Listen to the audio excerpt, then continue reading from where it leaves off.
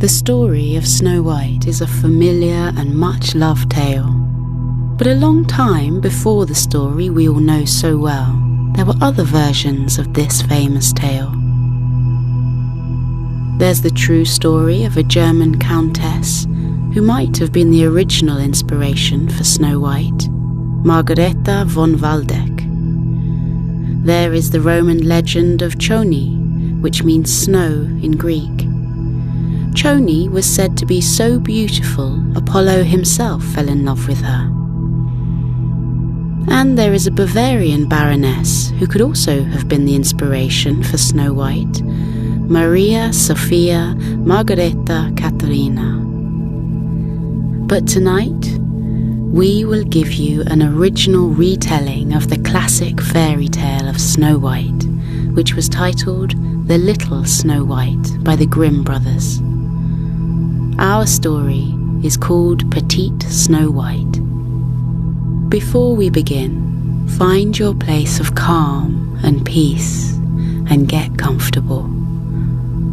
Let go of any tensions from your day and relax your body. Let your muscles and limbs become heavy and allow your breathing to deepen and find its own natural rhythm. When you are completely relaxed and your mind is at rest, we'll begin. Long ago, in a faraway land, the snow fell heavily for days and days. The deep covering of snow across the land made the air quieter and the atmosphere of the town more peaceful.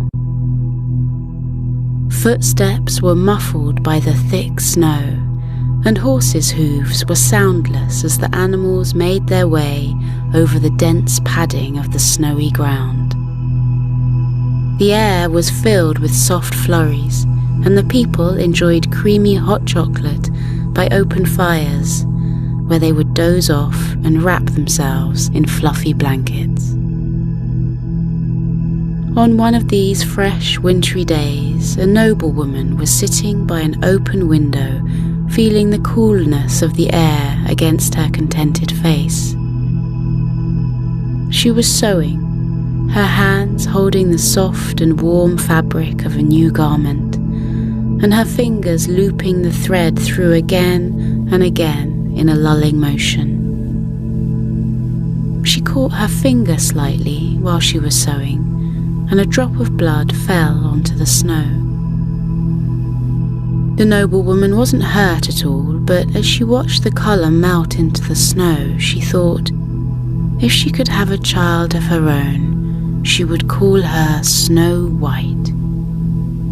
She would name her after the snow on the ground that day that took that single drop of her blood.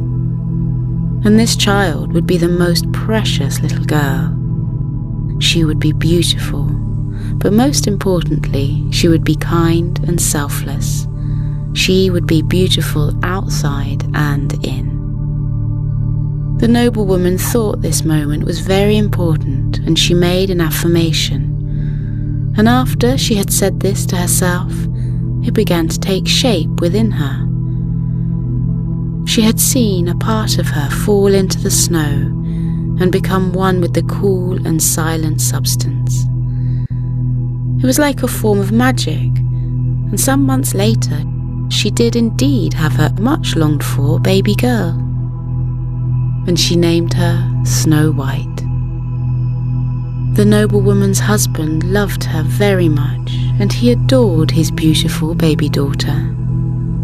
One day he came home with an ornately decorated hand mirror for his beloved wife, as a gift for all her hard labour with the child she had brought him. The mirror was moulded in carved gold, and the handle was adorned with wooden roses. The mirror was so beautiful an object, and the noblewoman loved the gift so much, for a while she laid it on her dressing table as an ornament. She liked to trail her soft hand over it admiring its beauty and feeling the way the wood of the handle was carved and polished so smooth, and the glass of the mirror was like a pool of ice. But she didn't use it for fear of breaking it. She simply kept it as the gift it was. Her husband remarked one day that he hadn't seen her use the mirror, and he had bought it for her so she could see the beauty everyone else was fortunate enough to see when they looked at her. He urged her to pick up the mirror and appreciate her own fairness of looks. The noblewoman had always been a great beauty, and when she did eventually pick up the mirror to brush her hair by it and rouge her cheeks, at first she felt comforted, and she saw the beauty everyone else saw. And so she began to pick up the mirror every day, and she looked at her reflection more and more, and scrutinized herself more and more. But as Snow White grew older, the noblewoman saw her own looks begin to fade, and those of her daughter begin to bloom. She loved her daughter very much, and so on Snow White's 18th birthday, her mother gifted the intricately carved mirror to her, so she could gaze at the beauty that was now hers. Snow White accepted the gift with a smile, but when she saw her mother's sadness, it pulled at her heart, and she wished her mother could see the beauty everyone else still saw in her. Snow White had grown into a handsome young woman, though she was still a small-framed girl, a slight girl, and she was often called Petite Snow White. One day she went walking in the forest nearby to her home when she came across a small house set amongst great pine trees. The pine trees smelled wonderfully fresh, and they stretched up to the clear blue sky, making the house appear even smaller next to them. The house was more like a hut, and the forest floor all around it was scattered with pine cones and a variety of shapes and sizes of rocks. A handful of young children were playing outside the house, and when they saw Snow White, who wasn't much bigger than the children herself, they soon asked her to come over and play with them. Snow White approached the children, and as she did so, she could hear more children playing inside the house. She asked the children how many of them there were at the house, and they told her there were 7 children and their mother. "Goodness," Snow White said, "that must be hard work. 7 children in such a small house," she thought, "would be difficult to manage for anyone." Snow White asked the children if their mother was at home, and the children called for her. From the creaking wooden door came a tired-looking woman, younger than Snow White's mother, but far less beautiful. Snow White looked at the woman's clothes and the way she slowly smoothed her hands down her used apron in embarrassment, and she felt an overwhelming desire to help her. Her hair was tied back with a pale blue scarf, and Snow White could see that underneath the apron she wore a simple dress of yellow and green. Snow White was a kind person, and she had a good heart, and she saw in front of her a woman who she could do some good for. The woman asked Snow White if she would like to go inside the house for some refreshments, and once inside, Snow White met all 7 children. Inside, the house was very small, but it was homely, and Snow White noticed there were a lot of toys for the children to play with. There were board games laid out on a wooden table, and colouring books with a rainbow of crayons, and the children put down their crayons and toys and stood up smartly to greet Snow White. Snow White asked their names, and their mother chuckled. She said Snow White would find it hard to remember 7 names, and so she should call them Timid, because this little one was so shy, Stuffy, because this child had allergies and was always sneezing, bless her, Joyful, because this one always had a smile on her face, no matter what, and was a regular ray of sunshine, Ditzy, because this one was always being silly and playing tricks on the others, and had a habit of getting things wrong all the time, even though his mother knew this was just how he learned. Chief, because this one, their mother proudly declared, would be a great doctor someday. He was clever and always wanted to help others. Crotchety, because, well, this child had a frown on his face that never seemed to lift. And Snoozy, because together Snow White and the children's mother looked around for Snoozy. There she was, snoozing away on the sofa in the corner. Her mother laughed and said, "Yes, you can see why she is called Snoozy. This one just loves to cuddle up all cozy for a good snooze." As Snow White looked around the house, she could see it was in need of a good clean. The children were well loved, she could see, but it would be hard work for a mother of 7 to do all the chores. So Snow White said she would stay for a while at the house and help with the cooking and the cleaning. The children's mother was overcome with happiness at this and said she would be forever grateful. She told Snow White that she did indeed find it hard to tidy up after 7 children, and she had no cook or housekeeper to help her here. She said she would reward Snow White for her help, but Snow White could see the mother didn't have much to give her, and she wouldn't take from someone who had little, and she said there was no need. It made Snow White happy to help others, and that was reward enough for her. So Snow White swept the floor with a long bristled broom. She baked a pie of juicy apples and wild blackberries, and she made all the beds and washed the clothes. By the afternoon, Snow White had a washing line full of clean clothes, and the house smelled fresh and airy once more. The mother and her 7 children were so happy they asked Snow White to stay for dinner, as the mother's younger brother would also be calling by later that afternoon to join them for a meal. The mother declared that once he tasted Snow White's apple pie, oh, how he would fall in love. Snow White agreed to stay, and as the afternoon wore on and the light began to dim, there came a knocking at the door. When the mother opened the door, Snow White saw a handsome man enter, closer to her own age than the mother's.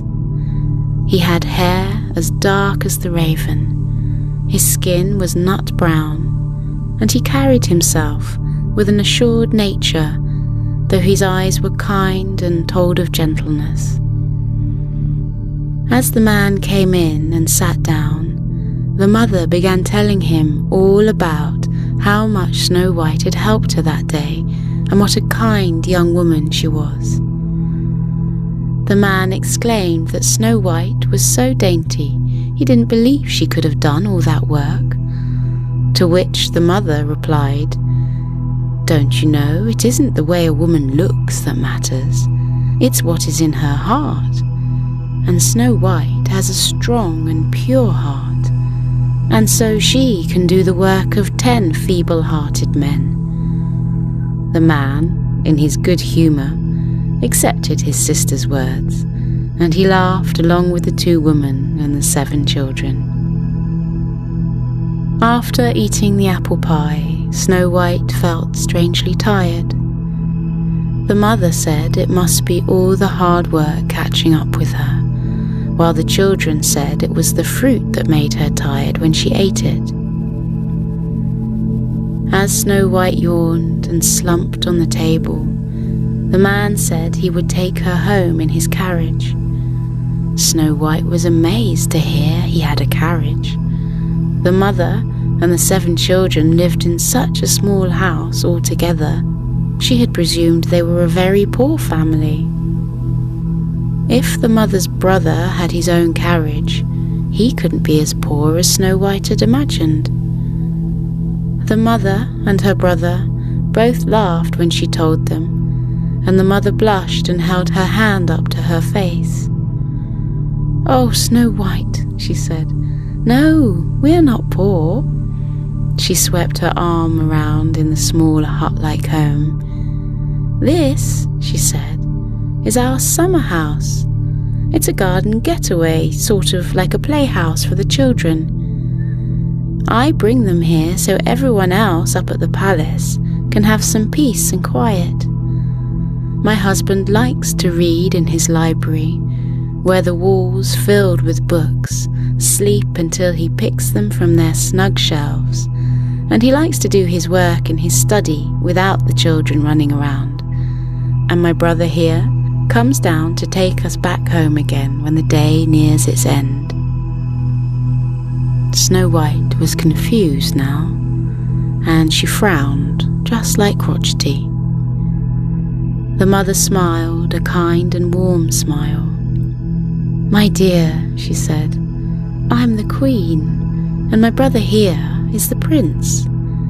You thought we were a poor family and this was our only home, and you still helped me with all the cleaning and cooking without a thought of getting anything in return. That is a kind heart indeed." Snow White was happy to have helped, and as she prepared to leave to go home, she said goodbye to the children with a warm hug for each of them. The stewed apples in the pie sat heavily in her stomach, and she felt very tired. The mother said, "You need a good nap after eating so heartily of that apple pie." As the prince prepared to take Snow White home in his carriage, it was agreed that Chief should go with them for the ride, he being the eldest of the children and the future king. And so the 3 of them set off back to Snow White's home. When they arrived at the house, the prince introduced himself to Snow White's mother and father, and he asked Snow White if he might call again, and perhaps they could walk together in the gardens. Snow White blushed a warm pink, just like Timid often did, and she said she would like that very much. The prince and Chief got back into the carriage and left Snow White to take a much-needed doze in the afternoon. When they had gone, Snow White fetched the hand mirror from her dresser, and she took it to her mother. She told her mother all that had happened that day, and how she had thought the mother and her children were poor and living in that small hut in the woods, and how she had helped them without knowing they were a queen and little princes and princesses. She held the mirror up to her mother's face, and she said that it was her who had taught Snow White how to be so kind, and that no matter how much she thought her beauty had left her, it never had. She told her mother to look deep into the mirror and to see the truth of who she was, still the fairest and most beautiful of them all. Snow White's mother looked at herself in the pretty hand mirror. She looked beyond the wrinkles and the lines on her face, and she saw the woman she had always been. The woman who had sat by the window that day when it snowed and snowed, and who had vowed that the child she had would be the most beautiful in all the land, but most importantly, would have a kind heart and a good nature. The prince came back to the house of Snow White after a few days, and he walked with her in the gardens like he said he would. And over the next few weeks, Snow White and the prince began to fall in love. Snow White's mother and father watched them from a window and then looked at each other and smiled. It reminded them of the way they had been when they were young too. But instead of feeling a pang of sadness now about her lost youth, Snow White's mother felt more happiness than she could have imagined. She was just where she wanted to be. She loved her husband and her daughter, and the beauty in her life continued and made her content. Snow White and the prince planned their wedding day, and when it came around, Snow White's mother danced with the prince's sister, and the 7 children stayed up late, except Snoozy, who the mother found snoozing on an armchair in the corner. Joyful danced, and Ditzy played tricks on the guests and made everyone laugh. Even Crotchety looked happy, and Timid joined in all the celebrations without becoming too shy. The mother had baked apple pies enough for everyone, and as the evening grew fuller and the owl began to hoot his nighttime song outside, everyone became sleepy. The mother took the 7 children off to bed, and the prince and Snow White yawned and stretched. As Snow White lay down that night, she felt her heart full of happiness and love.